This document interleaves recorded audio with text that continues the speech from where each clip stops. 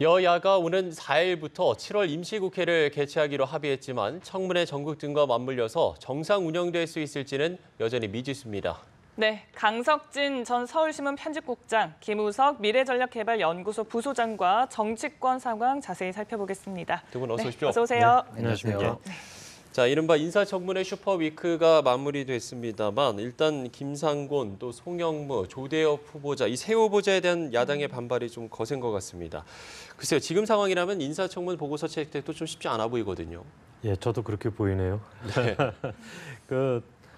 여태까지 문재인 정부 들어서 가지고 청문회를 한 걸 보면 네. 김상조 공정거래위원장은 의혹이 제기되다 청문회 지나고 나니까 좀 누그러졌고 강경화 외교부 장관의 경우에는 청문회 거치고 나서 오히려 뭐 해소되지 않고 오히려 좀 악화되는 방향으로 가지 않았습니까? 이거 지금 그 세 분도 그 후보자 세 분도 청문회를 거쳤지만 완화되기보다는 완화가 안 되는 쪽 강경화형으로 지금 가고 있지 않습니까?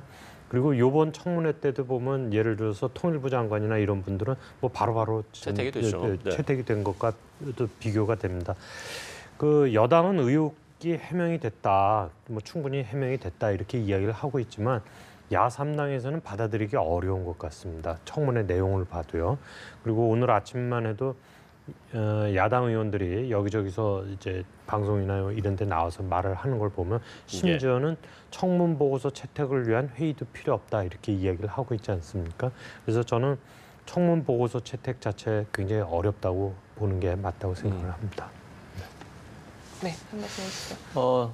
강 국장님 말씀하신 대로 지금 그 야당에서 얘기하는 부적격 3종 세트라고 하는 이분들이 사실 청문회 과정을 해서 의혹을 해소했다기보다는 좀 더 강화된 측면들이 있는 거 아니겠습니까?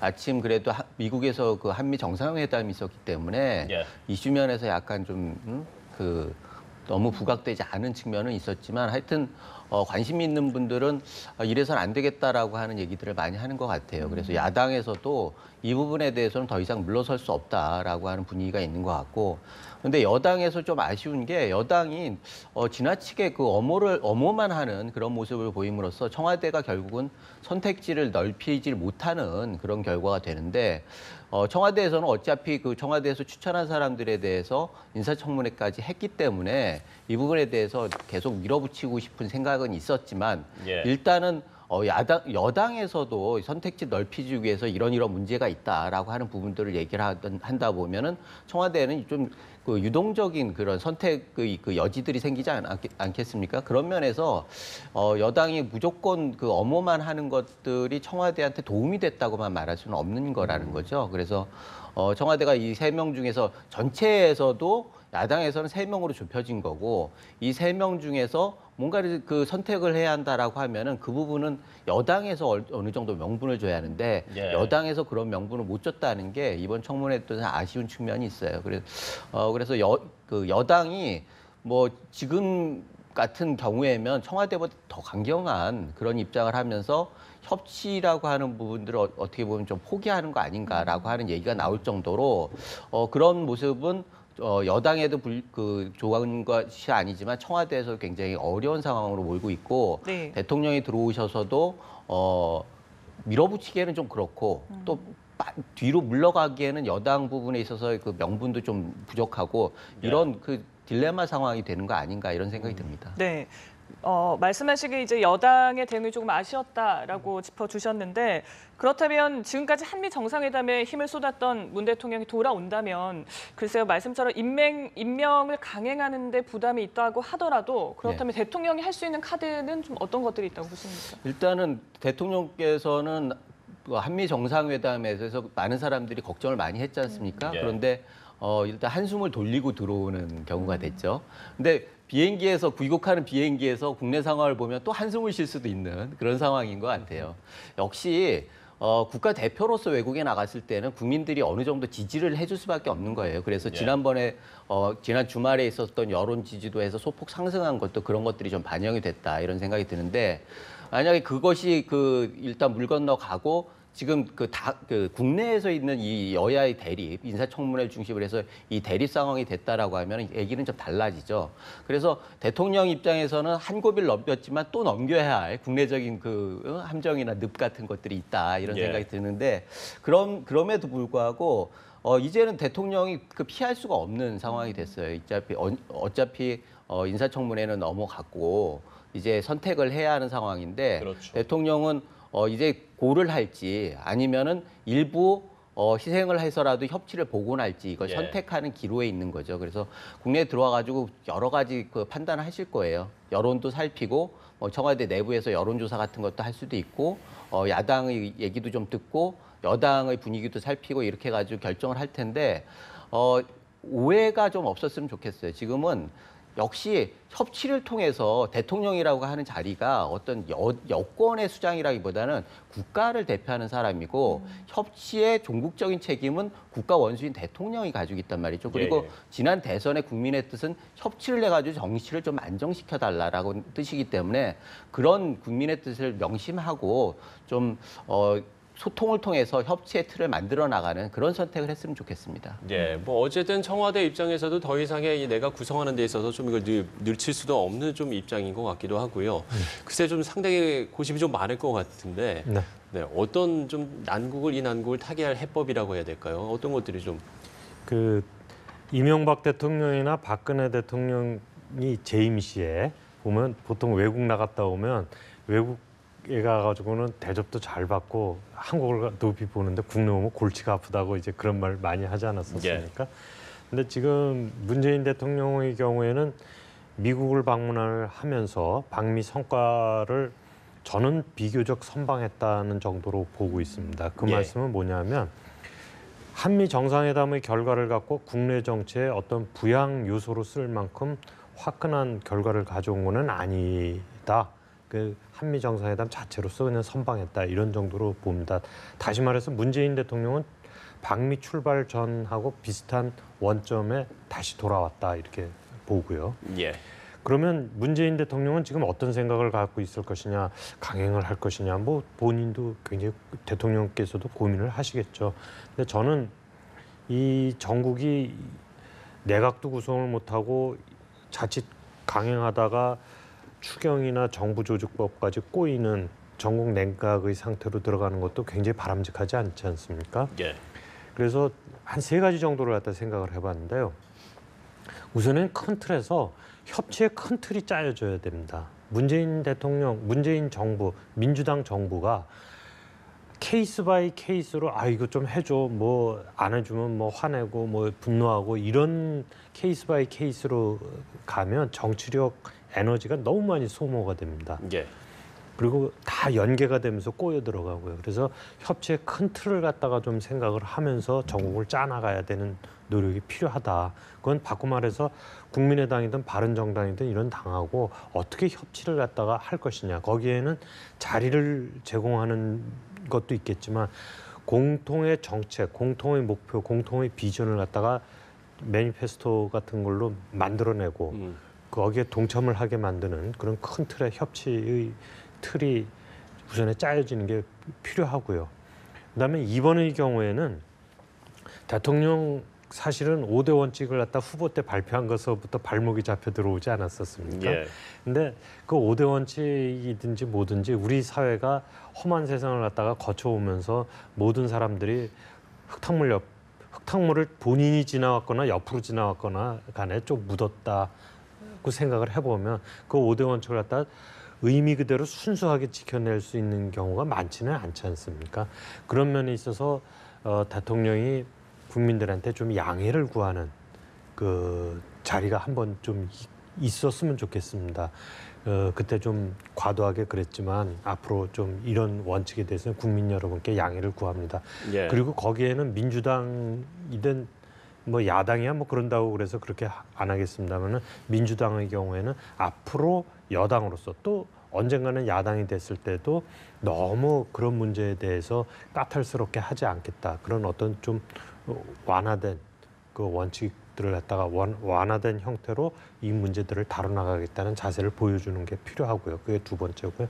세 번째는 이번 청문 그 3인에 대해서만 말씀을 드리면 숫자로 말씀을 드릴 거는 아닙니다만은 예. 적어도 1명 정도까지는 문재인 대통령이 낙마하는 거를 갖다가 받아들일 수 있는 유연성을 갖다 좀 보였으면 하는 게 제 생각입니다. 그 숫자로 뭐 이야기할 건 아닙니다. 누가 예. 장관 능력이 되느냐, 자격이 되느냐를 갖고 따지는 거기 때문에 숫자로 이야기할 건 아닙니다만 하여튼 낙마자가 나오는 데 대해서도 좀 정부가 유연하게 받아들일 수 있는 모습을 보여주는 게 그래야 국민들이 계속 지지를 보낼 수가 있지 계속 내가 하는 건 뭐든지 다 틀어막아서 다 하고 상대방 보고 양보만 요구한다 그러면 국민들도 충분한 지지를 보내기는 좀 어려워지지 않겠습니까? 그 점을 네. 고려해 줬으면 합니다. 알겠습니다. 자, 이번에는 국민의당 사태 좀 짚어보도록 하겠습니다. 이번 사태로 국민의당이 최대 위기에 봉착을 했는데요.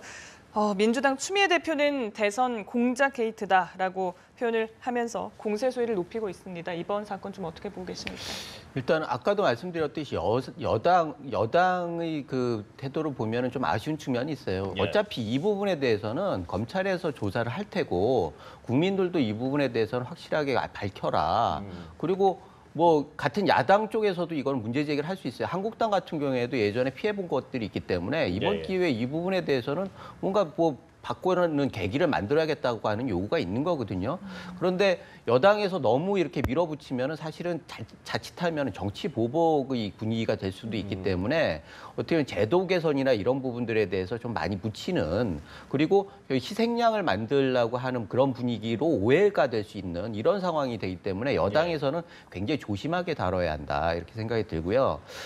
특히 승자가 저렇게 그 얘기하는 건 참 우리 정서상 그렇게 바르질 않다 이런 생각이 드는데 결국 여당은 협치를 해야 하는 미래지향적인 방향으로 가야 하는 거죠. 그래서 예. 청와대와 야당 양쪽에서 균형자로서의 그 역할을 굉장히 충실해야 하는데 지금 청와대보다 훨씬 강공으로 나가고 있단 말이죠. 그래서 협치의 매개가 돼야 할 그런 여당이 어떻게 보면은 더욱더 전선을 더 강화시키는 그런 역할을 하고 있다라고 하는 부분들에 대해서 아쉬움이 좀 많습니다. 그렇지만 역시 이 부분에 대해서는 냉면 그대로 보면은 예. 이번 기회에 이 부분을 확실하게 좀 고치고 가야 하는 게 맞아요. 그래서 이걸 정치 공세나 뭐 방어나 공격의 문제가 아니고 이 자체가 더 이상 우리 정치를 계속 끌고 존재해서는 안 된다. 예. 그런 합의를 하고 제도적으로 어떻게 고쳐야 할까. 이런 부분들에 대해서 아주 심도 있는 논의가 있어야 할 것 같고 당사자들도 고백할 건 확실하게 고백하고 반성할 부분은 확실히 하고 이렇게 함으로써 미래지향적으로 전향적으로 뭔가 이거를 활용해가 이번 기회에 뭔가 바꿔나가는 그런 계기가 돼야 하는데 그런 것들이 되지 않는 것들이 아쉽고요. 네네. 국민의당에서도 지금 뭐 법적 책임만 회피하면 된다라고 하는 분위기인지 모르겠어요. 어찌됐든 그런 반응인데 지금 국민들은 그걸 원하는 게 아니거든요. 법적 책임은 박근혜 전 대통령 같은 경우에도 난 법적으로 문제가 없다라고 얘기했지만 여론이 굉장히 안 좋았기 때문에 지금 파면당하고 구치소에 가 있는 거 아니겠습니까? 그리고 재판을 받고 있어요. 만약에 법적인 책임이 없기 때문에 나는 상관없다라고 하는 분위기가 계속된다라고 하면 국민들은 용서하지 않을 겁니다. 그런 면에서는 이 부분에 대해서는 정치적 책임과 도의적 책임을 확실하게 지겠다라고 하는 것과 어떻게 질 것인가라고 얘기하고 수사에 적극적으로 협조를 하겠다라고 하는 정도의 입장 표명은 확실하게 있어야 한다. 그런데 지금 이런 상황으로 계속 교착화되는 것들은 여당에도 안 좋고 야당에도 좋지가 않아요. 그리고 전체적으로 결정적으로 우리 정치 발전에 전혀 도움이 안 되는 거죠. 그래서 이런 부분들은 어느 쪽에서든지 좀 좋은 계기로 활용할 수 있는 그런 기회가 됐으면 좋겠다는 생각이 듭니다. 예, 뭐 부소장님 말씀처럼 이게 검찰의 수사 결과가 어떻게 됐든 간에 어떤 법적 책임의 문제에 있어서뿐만이 아니라 어떤 정치적, 도의적 책임에서는 사실 자유로울 수 없는 부분이지 않겠습니까? 네, 그렇습니다. 정치라는 건 책임지는 거 아닙니까? 예. 뭐 내가 책임이 없지만 예를 들어서 장관이나 대통령을 맡고 있는데 큰 사건이나 나면은 또 책임을 지기도 하고 그러지 않습니까? 정치는 책임지는 건데 지금 보면은 민주당은 지금 국민의당을 갖다 공격을 하는데 제가 보기에는 국민의당을 깨기보다는 때리기를 하는 것 같습니다. 예. 그리고 아마 내년 지방선거까지도 염두에다 뒀을지 모릅니다. 바꿔 말하면 무슨 말이냐면 지금 이대로 국민의당이 우물쭈물하고 있으면 책임을 안 지고 우물쭈물 가면 국민의당은 골병이 듭니다. 그냥 차라리 깨끗하게 뭐 어떻게 해결이 되는 게 아니라 계속 얻어맞으면서 골병이 들 가능성이 높거든요. 예. 그 책임을 안 지기 때문에. 근데 사실 책임이라는 걸 이야기를 하다 보면 법적인 책임만 있는 게 아니라 거기에 대한 관리 책임도 있을 수 있고 정치적 책임도 있을 수 있는 거 아닙니까? 게다가 최근 들어서 며칠 사이에 지난 6월 26일 날 박주선 대표가 고백을 한 이후에 지금 시간이 꽤 흐르지 않았습니까? 예. 그 사이에 보여준 안철수 전 대표, 안철수 전 후보의 태도는 국민들이 쉽게 납득하기가 어려운 상태죠. 그러면 국민들이 그냥 이해를 못하는 게 아니라 의혹이 점점 더 있는 거 아닌가 이렇게 생각을 하게 되지 않습니까? 그러면 예, 예. 거기다 안철수 전 대표 해명도 좀 오락가락 하고 있지 않습니까? 그렇게 되면은 국민의당은 아주 데미지가 크게 되고 그래서 사건 초서부터 저는 그런 기회가 있을 때마다 말씀을 드렸지만 국민의당은 존립 위기에 지금 내몰리고 있다. 예. 계속 내몰리고 있는 겁니다. 근데 시간이 가면 갈수록 내몰립니다. 책임을 안 지면 안 질수록 위험해집니다. 그래서 지금은 국민의당 지도부가 이 난국을 갖다 헤쳐나가기 위해서 그리고 국민의당이 더 이상 존립 위기에 가혹하게 내몰리지 않기 위해서는 책임을 지는 자세를 반드시 보여야 된다고 생각을 하고요. 네. 지금 국민의당 오늘 아침에 그 박주선 대표는 오늘 오후라고 그랬나요? 예, 안철수 전 대표를 대면 조사를 네. 하겠다고 그랬는데 그 대면 조사 자체도 중요하고 대면 조사에서 안철수 대표가 책임지는 자세를 보이는 게 더더욱 중요하다고 생각이 듭니다. 1년 전에 리베이트 의혹이 터졌을 때와는 달리 장고를 이어가고 있는 그런 모습인데요. 이렇게 고민이 길어지는 이유도 궁금하고요. 만약에 입장을 발표한다면 책임지겠다라고 얘기를 할지 아니면 어떤 내용이 될지도 궁금합니다. 어떻게 보세요? 장고 끝에 악수라고 하는데 사실 지난 예. 대선 때도 그런 모습을 굉장히 많이 보였기 때문에 네거티브를 했는데 그 대안을 보여주지 못했기 때문에 안철수 후보가 대통령이 못 된 거 아니겠습니까? 예. 그렇다고 하면 지금 같은 경우에도 그것이 계속 반복되고 있다는 거죠. 만약에 그 수사 결과를 보고 입장을 발표한다라고 하면 그 수준에 맞춰서 발표를 하겠다는 뜻이잖아요. 그러면 수사에서 적정하게 나오면 거기에 맞춰서 내가 대응을 하겠다. 그건 정치인의 자세는 아니죠. 그거는 변호사의 입장이지. 그런 경우에 어떻게 국민이 믿고선 정치를 맡기겠습니까? 앞서 나가야 할 사람이 뒤치다꺼리 하겠다는 얘기는 그건 정치인 큰 꿈을 꾸고 있는 정치인으로서 미래를 보여주기에 굉장히 한계가 있는 그런 모습이라고 생각돼서 지금이라도 좀 새로운 모습을 좀 보여주는 게 말할 때 항상 새정치를 얘기했는데 새정치의 본질을 보여주지 못하면서 지금 같은 경우에는 굉장히 부정적인 이미지로 계속 비춰지는 거 아니겠습니까? 예, 예. 지금이라도 사실 전혀 새로운 국민들한테 보여주는 새로운 모습으로 좀 이렇게 나와가지고 본인이 책임지는 모습 또 적극적으로 협조를 하겠다는 모습, 수사나 이런 부분들에 협조하겠다는 모습, 그리고 이런 일이 다시 벌어지지 않도록 할 수 있는 여러 가지 장치들에 대해서 본인이 헌신하고 개혁자로 나서겠다. 내 욕심이 아니라 이건 한국 정치의 문제이기 때문에 정치의 고질적인 병을 고치고 나는 거기에 따라서 내가 처신을 다음에도 정치를 못해도 그만이다. 이렇게 해야지 국민들이 박수를 치고 그나마 다음에 기회가 올 수 있는 거지. 지금처럼 하면은 국민의당도 그렇고 안철수 대표도 그렇고 다음에 대선으로 가기에는 참 한계가 많다라는 생각이 들어서 안타까움에서 우리 정치가 새로운 대안이 없는 게 항상 문제잖아요. 안철수 후보 같은 아주 지금 문재인 대통령 말고 홍준표, 안철수 이렇게 대안들이 있었는데 예. 홍준표 후보도 지금 여러 가지 재판 문제도 있고 그러는데 안철수 후보마저도 이렇게 되면은 우리 정치의 미래가 과연 어디로 갈 것인가라고 하는 심각한 고민을 안 할 수가 없다. 그런 면에서 이번에는 좀 확실하게 마음을 좀 바꾸고 뭔가 적극적으로 임하는 모습을 좀 보여줬으면 좋겠다는 바람입니다. 예. 네. 자, 마지막으로 자유한국당 이야기를 좀 하겠습니다. 내일 전당대회인데요. 글쎄요, 좀 이 자유한국당의 전당대회 어떻게 좀 전망하시는지 네, 짧게 한 말씀씩 듣겠습니다.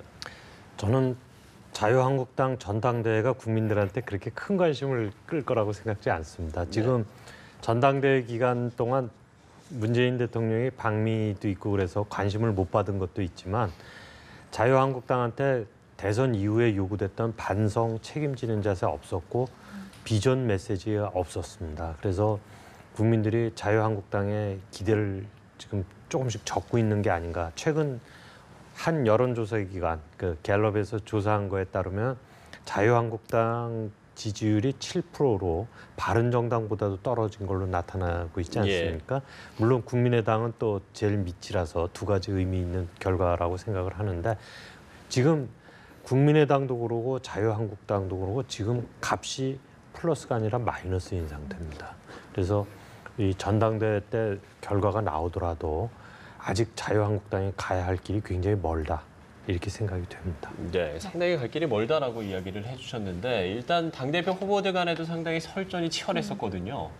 과정에서 보여주는 모습도 사실은 국민들한테는 좀 그렇게 썩 기분 좋은 모습은 아니었어요. 네. 누가 돼도 된 대표는 여러 가지 숙제가 있는데 그 과정 속에서 보여주는 모습은 국민들한테 기대를 갖기에는 굉장히 어려움이 있다라고 하는 생각이 들고 그 싸늘한 시선이 컨벤션 효과를 하기에는 좀 많이 한계가 있다라는 생각이 들고 결국은 국민의당이나 바른정당이나 한국당이나 뭔가 새로운 대안들을 계속 만들어내야 하지 않겠습니까? 그것이 중요한데 지금 그 대안들을 못 만들어내는 게 문제죠.